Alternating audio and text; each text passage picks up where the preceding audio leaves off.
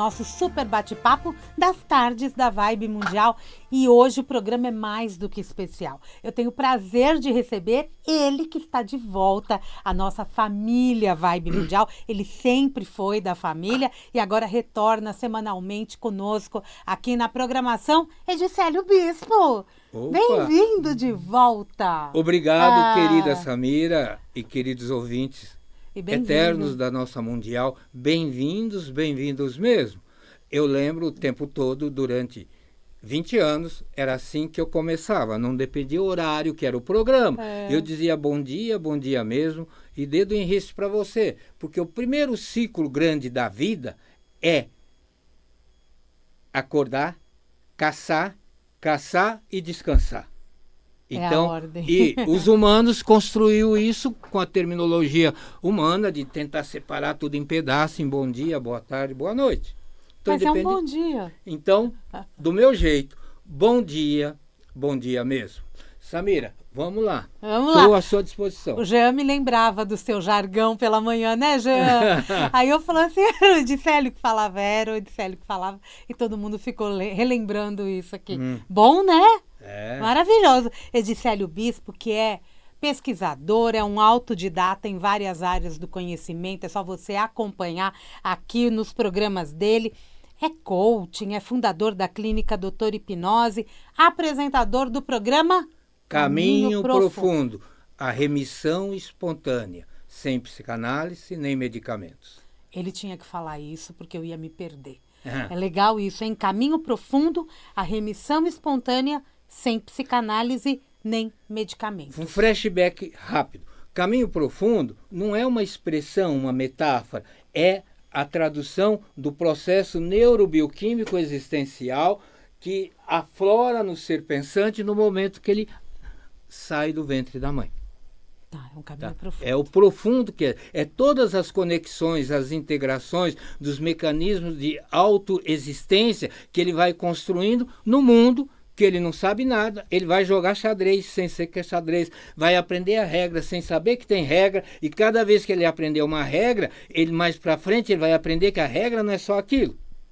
Ele recebe uma vida pronta, um manual tudo pronto. Nada é dele. Tudo já estava pronto, independente de classe, cor, idade e tempo. Porque a vida construída pelo pensamento é uma evolução fantástica do instinto existencial, muito antes de qualquer inteligência artificial. Na verdade, a inteligência artificial tenta colocar para fora, no raciocínio lógico convencional, e faz coisas maravilhosas, do que é realmente aquilo que a vida não consegue evitar. A vida em toda a cadeia evolutiva, em todos os seres vivos, né? O mecanismo de, primeiro, simples, absoluto, é antecipar os sensores, antecipando no ambiente o risco do predador eminente. E depois, avançar, agredir, buscar energia vital e pronto. E, o momento certo, descansa para começar de novo. Por isso que eu digo bom dia mesmo. É um ciclo, né?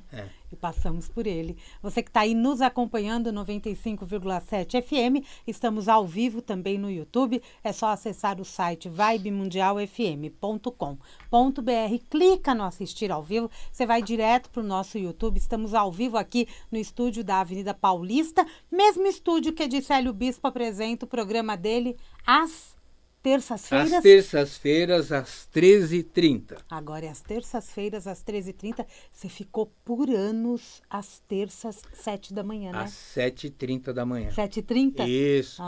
Então eu diria, durante anos seguidos, desde 2000, toda terça-feira, semanalmente, aqui com toda a família mundial.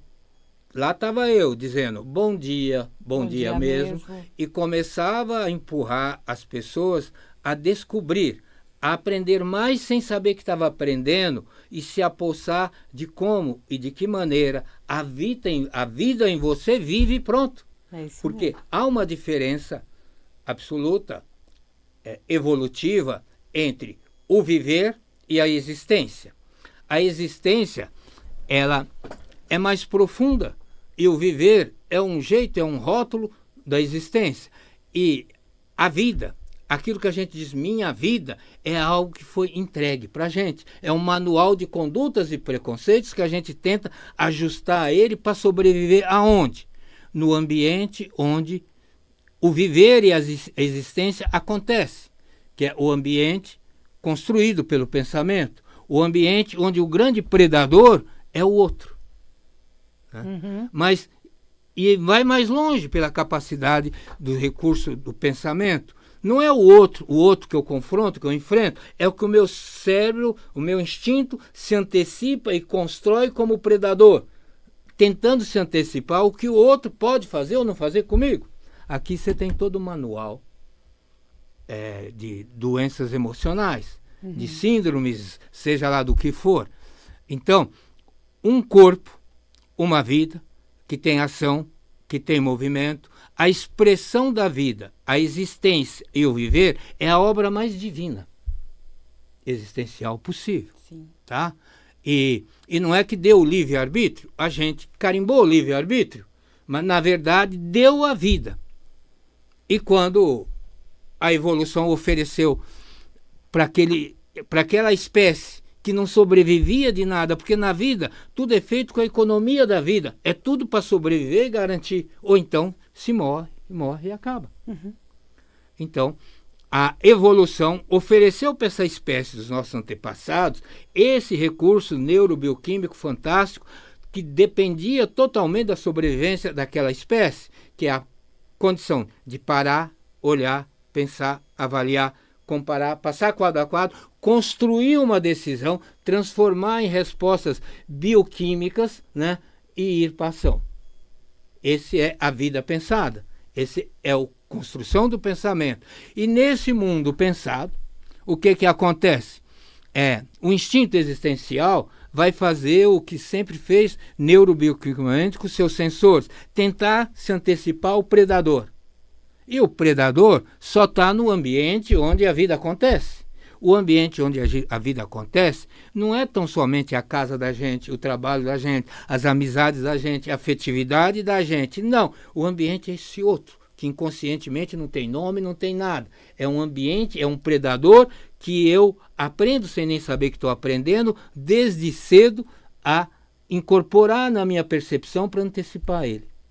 E que depois acaba caindo em vários distúrbios, esses conceitos de baixa autoestima, de ansiedade, de depressão, um manual fantástico de fobias e depressões catalogados aí, mas a essência é a mesma. E quando a vida é impotente de enfrentar o predador e não pode de nenhuma maneira se livrar daquela situação, então ela entra num estado neurobioquímico de congelamento.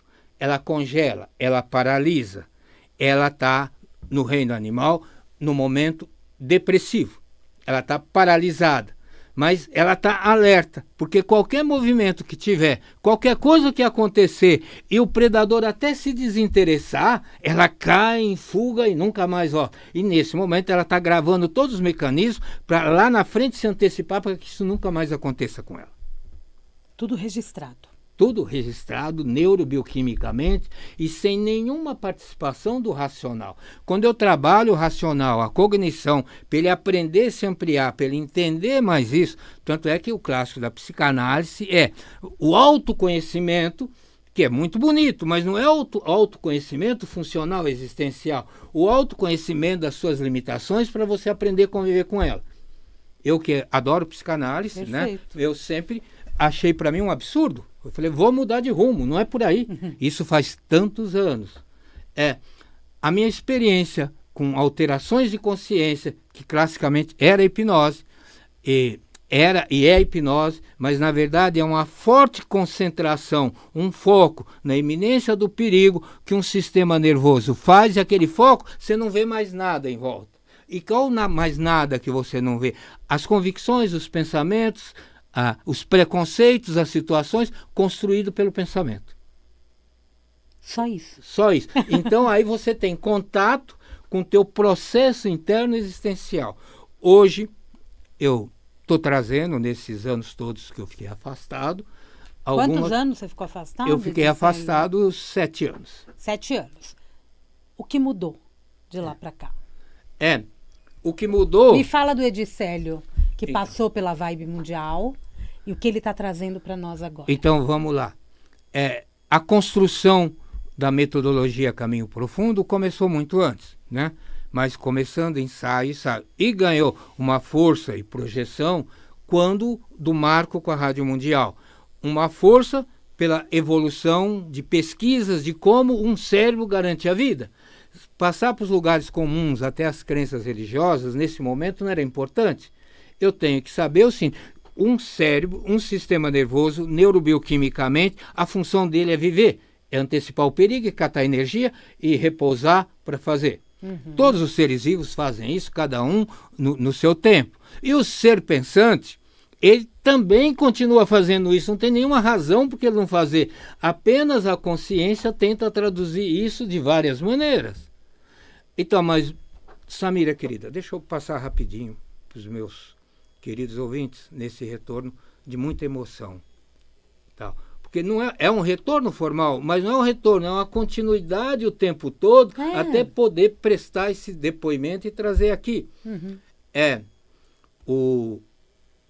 Com 11, 12 anos, eu entrei no mundo da alteração da consciência e dos mistérios da consciência, porque nessa idade eu fui para o seminário e lá eu convivi 3 anos com um clérigo que era um estudioso e aplicador de letargia, e ele me diz uma coisa, eu tinha 12 anos, que gravou a minha vida. Ele disse: olha, esse negócio aqui é muito bom mesmo, mas só vale quando isso te dá a condição de conduzir as pessoas a se livrar daquilo que elas não querem fazer e conseguir fazer aquilo que elas querem fazer. Então, aí isso aqui é válido, é para isso. E isso gravou, eu tinha 12, 13 anos, saí, toquei a minha vida, fui em frente, mas aquela coisa rompeu toda a percepção consciente daquele garoto de 12 anos e entrou a laser profundamente e passou a ser um princípio organizador dos meus aprendizados, sem nem eu saber na minha vida. Tá? Foi aí o primeiro contato. Então, e aí foi em frente, vamos pular, eu passei por muitas coisas e tal, mas enfim chegou o ano 2000. No ano 2000, eu já tinha dado formato a um monte de estudos e pesquisas de pensadores, pessoas inteligentes, famosas, de todas as áreas das terapias alternativas, das terapias, percebendo e construindo a percepção de cada um para que eu construísse dentro daquilo, intuitivamente, a metodologia minha de abordar o viver em você. E claro que isso teria que ser intuitivo, não teria que ser racional. Jamais seria um copiar e colar. Eu precisaria que o meu sistema tivesse livre de qualquer bloqueio para ter sensor crítico e determinar uma tese, uma teoria, um pressuposto de como conduzir as pessoas a voltar ao viver. Sair da esquizofrenia, da divisão, que a esquizofrenia, o berço dela é no momento exato que o ser pensante se descobriu pensando.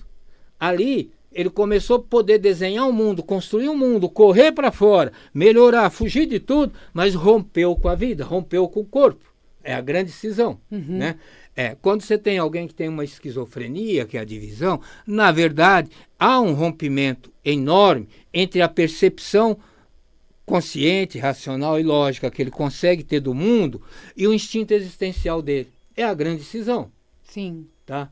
É por isso que você pode percorrer toda a história na selva, que você não tem nenhum animal com depressão, com pânico, com ansiedade, com bulimia, ninguém fazendo terapia, longas terapias, nem nada. Isso é do homem. Por quê? Isso é do animal que teve o recurso do pensamento e até hoje, por mais que tenha evoluído, não descobriu porque negou isso.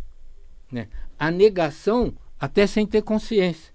A gente luta com uma depressão, o meu instinto está ali sufocado, sem capacidade de existir pelas narrativas construídas pela minha mente. A sua mente é um conjunto de narrativas que você constrói sobre a vida, sobre você, é o mundo que você vai viver, é a sua percepção. E como nós estamos em tempo de narrativa, né?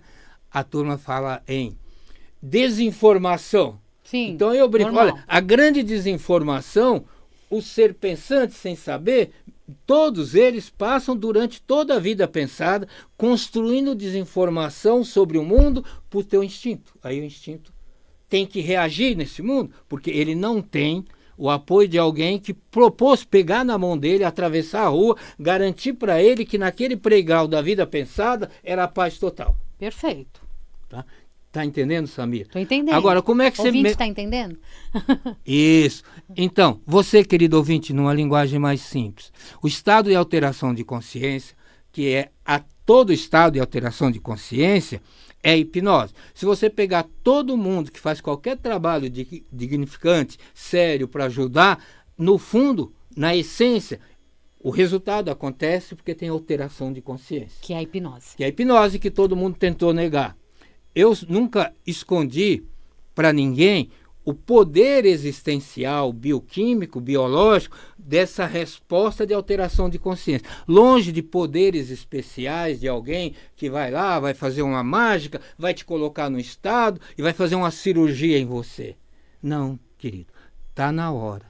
E como está na hora, de uma vez por todas, você se envolver com a descoberta de fazer a ponte do religare legal. Porque a própria religião, o religare, é uma tentativa da mente, do cérebro, do ser pensante, de garantir que não morre mais. Mas o religare real, completo, é quando a tua percepção consciente, humildemente, se reserva, volta e vai explorar, se descobrir neurobioquimicamente funcionando. E aí é a alteração da consciência, e é através da palavra. Esse é o trabalho que eu sempre fiz, desde sempre, e com satisfação. Através da palavra, a partir de comandos? Não tem comando, não precisa de comando, não. Não tem comando? Não, se tem, eu não procurei elecar nem nada. Tá. A tua metodologia não traz. Simplesmente, eu vou transitando pela pessoa, conversando, conduzindo, fazendo trocadilhos, quebrando estados, surpreendendo a parte consciente, cansando a parte consciente, e ela feliz da vida, sem se dar conta, com os olhos abertos, olhando para mim, está no estado alterado de consciência. Aí eu não vou fazer uma regressão clássica, né? Olha, vamos fazer a regressão à infância, o seu nascimento e tal. Vamos rever fatos, o que você passou. Aí vem uma emoção grande e vem aquele primeiro sentido da psicanálise clássica. Você conhecer o que aconteceu. Uma vez você soube que você não nada, porque você caiu naquela piscina pequena, você descobriu. Mas você vai continuar não nadando, né? Sim. Tá. Então, só que você quer nadar. Então, aí, essa é a questão. Esse revisitare, ele vai longe neurobioquimicamente, porque você vai revisitar a construção do seu modelo de percepção do mundo pensado. Porque quando há alguma coisa, o cérebro constrói um mecanismo para se antecipar de defesa. Isso se desloca. Eu fazer regressões a pessoas a trauma seguido, eu estou reatuando o negócio, eu estou aflorando a impotência na mente. Quando eu trago o trauma novo... Isso. Agora, se eu passo pelo trauma, mas em busca do mecanismo de defesa bioquímico construído, aí esse caminhar é tranquilo. E tudo isso quer dizer que a transformação é neurobioquímica. Claro, porque senão... Se você não tiver uma transformação neurobioquímica, isso não quer dizer que você tem problema bioquímico, Sim. Que você dependa de remédio. Por quê? Neurobioquimicamente é como o corpo reage para se defender e proteger. É o próprio corpo que está respondendo. Mas se a vida consciente, a nossa mente, desse a mãozinha para mim, me levava para passear nos playgrounds, tudo seguro, atravessar 23 de maio na hora do trânsito com toda a segurança, nossa, eu não precisava mais. Eu achei a minha mãe maior, que é a parte consciente, racional. Olha que mundão que ela está oferecendo para mim. Só que as nossas questões estão lá no subconsciente. Isso, mas o instinto existencial. Mas não, eu sempre brinco. essa mãe é capaz dela se apavorar para atravessar 23 de maio, sair correndo e largar o instinto existencial lá no meio dos carros, sem ele saber nada daquilo, e ele dispara reações bioquímicas, biológicas para se garantir. Aí cria novos traumas. Aí você vai na sequência que vai se definindo. Tratadas. O porquê ou não porquê tem um significado só para a mente consciente se explicar, se justificar e continuando não fazer ou fazendo a mesma coisa. Tá? E todos nós temos questões a serem vistas. Não, é? Porque todo mundo constrói uma percepção de mundo. Um sente mais, outro sente menos. E uma coisa agrega a outra, de uma coisa é pré-requisito para outra, para outra, para outra. E quando você cai numa depressão profunda, por isso que no programa passado que eu fiz, até teve uma polêmica, porque eu coloquei depressão cancelada. Né? E coloquei o seguinte: a remissão espontânea detona o congelamento, aquele estado parado, rompe com a espera, né? Ergue-se, levanta-se, se organiza, se enfileira e se movimenta em direção a tomar posse do território onde a vida acontece, atravessando o território desde um passo depois do ventre da sua mãe. Maravilhoso. Mas Fala. Veja bem, longe de tornar simples e muito menos dizer que é complicado, porque a coisa real é tudo aquilo que é novo, que é descoberta por cérebro consciente, ele passa por uma confusão. Aí ele vai em busca das explicações dele e a turma diz para evitar, para fugir ou não. É uma explicação que serve, a gente põe lá, copiar e colar e vamos em frente. Porque a gente quer Mas, racionalizar tudo. Na verdade, não. Na vida pensada, na estrutura da vida pensada, da avaliação do outro, há uma crença pressuposta de como você deve fazer, imitar, para ser aprovado, aceito pelo outro, mesmo que você não esteja pensando. Algumas pessoas é explícita, mas o tempo todo há uma crença inconsciente terrível do sistema que aprendeu depois que nasceu que o predador está ali, qualquer hora ele sai dali. Minha mãe, meu pai, não é porque é minha mãe ou meu pai, como todo mundo diz, o problema é da mãe. O problema não é da mãe, não. O problema é sempre do ambiente.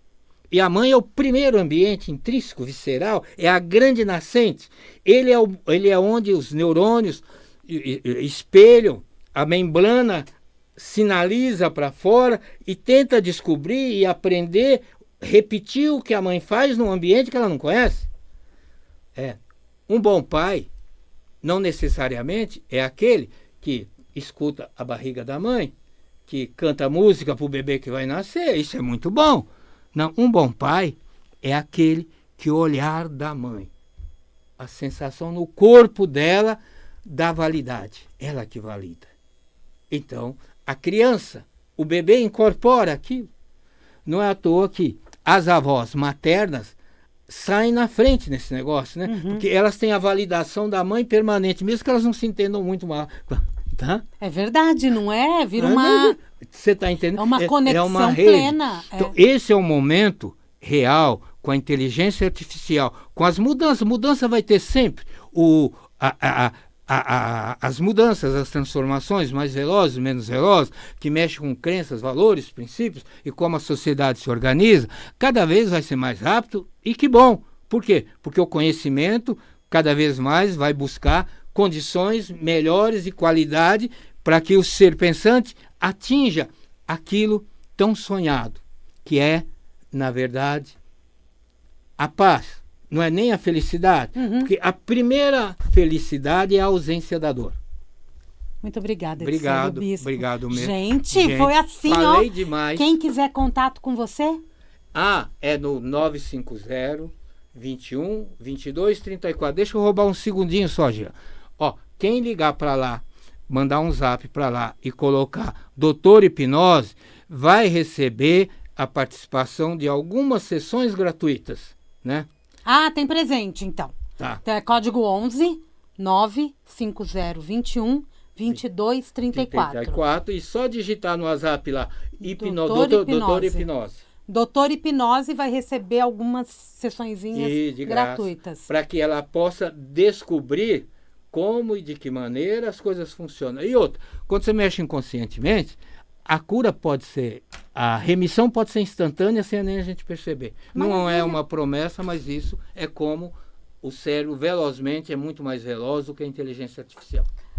Acabou o Mundial e você, eu volto amanhã às 16h30. Pega esse programa lá no YouTube que ele fica postado e todas essas informações no final. Um grande beijo e até daqui a pouquinho.